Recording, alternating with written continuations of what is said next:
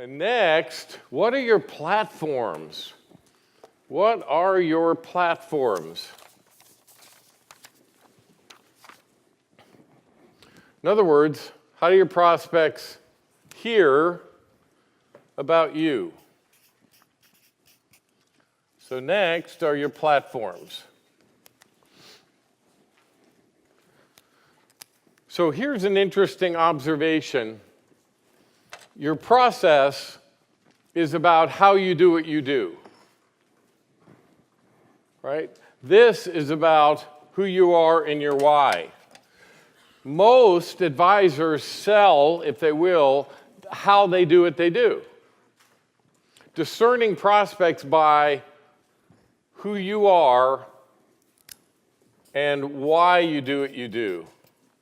Everybody else talks about what they do and how. Discerning prospects don't buy what and how.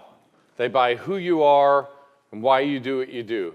That's why it's absolutely critical that you understand that you have, this whole idea, whether you go through this with one of your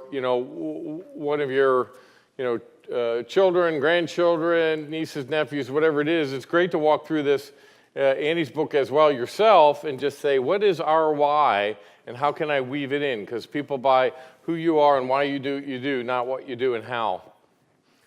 So there are 904,000 advisors in the United States, about 76,000 in Canada. So what does that mean? That means there's competition out there. And according to the U.S. Labor Department, those 900,000 are increasing at 10 times the inflation rate. I'm pretty sure that my landscaper is a financial advisor. Well, we laugh, but today, everybody's being recruited into it, right? So there's one advisor for every 10 millionaires. One advisor for every 10. In Canada, there's one for every 2. Now, the good thing, Keith, is you only need 24 families, right?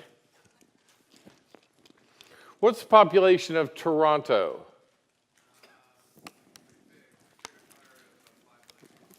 I was thinking about 5 million, so good-sized city. But, Keith is proof you don't need that many. 24 families, really nice business, right? So we don't need that many. But today, there's a lot of confusing choices, right? Stockbrokers, attorneys, CPAs, banks, online. They're all competing. Same thing, right? Online is saying they do what you do, Ted, right? Do what you do, Yeti. You just go online, right? You can get documents in a box. Really, terrific. Just what I want. Surgery in a box. Just what I want. So how do you stand out?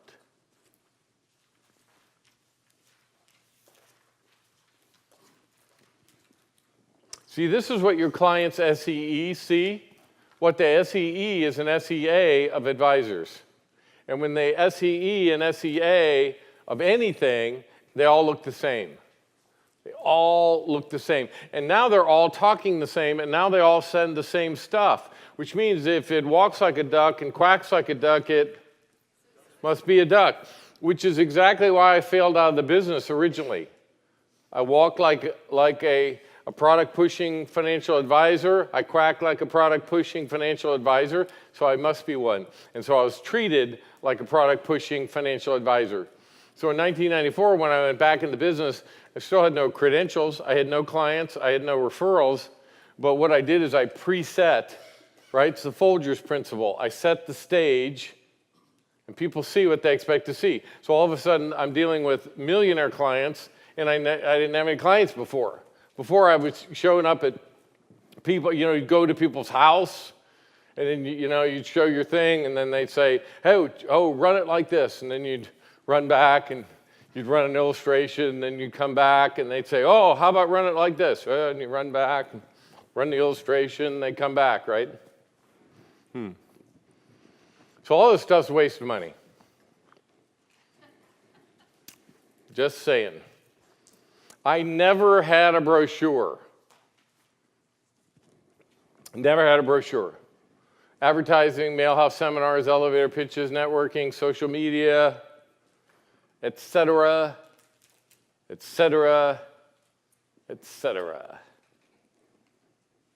And I think that sandwich signs don't work either. And your picture on grocery carts probably isn't a good idea either. But what about really cool cards?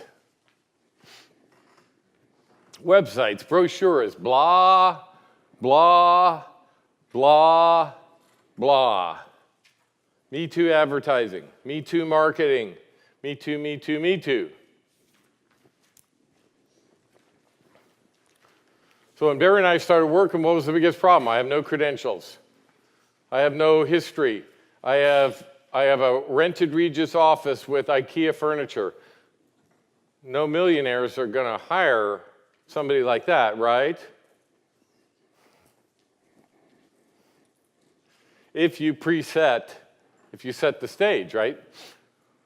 So all the traditional advisor marketing is you talking about, enough about you, let's talk about me, me, me, me, me. Enough about me, let's talk about you. What do you think about me? Was it Toby Keith said, enough about you? Isn't that a country song? Enough about you, let's talk about me, me, me, me, me. So, fortunately, I learned this. So what's the date on that? Yeah, 2003. That's when you could actually hang around with Seth Godin, spend a day with him in a small group. So I went there, and that's exactly why, because up to that point in time, I figured out the only reason to have a website up to that point in time was to see what competition was doing. That was the only reason I saw. Other people had websites. Or to see that their websites were out of date. So I didn't have one. When I went there, he essentially tore them apart, and then he taught me how to think about this idea in Purple Cow, which is how to be remarkable. Remarkable has the idea of I stand out, but it also has the idea of somebody has the ability to remark about me. And that's the key to remarkability. You have to be remarkable. Give people a reason to talk. Want to accelerate your marketing to the best prospects? Click the first link in our description to download your free Affluent Marketing Scorecard. And don't forget to subscribe to the Scott Keffer YouTube channel for more videos released every week.